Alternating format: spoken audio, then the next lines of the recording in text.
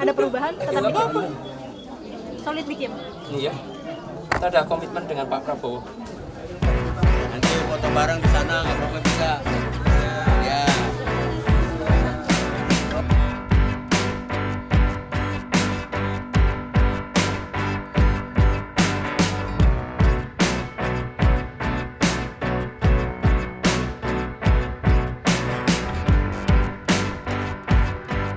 MKMK lagi sidang nih ya Mas, masih ada kemungkinan juga untuk ada perubahan antara Capres dan Cawapres sampai tanggal 8 November nanti. Tanggapan dari PSI seperti apa? Ya nggak apa-apa, kita tetap di Kim. Ya mau berubah nggak berubah kita tetap. Jadi kalau berubah pun, ada perubahan, tetap Nggak bikin. apa-apa. Solid bikin. Iya. Kita ada komitmen dengan Pak Prabowo. Mas tadi di dalam ngomong. Lakukan sah.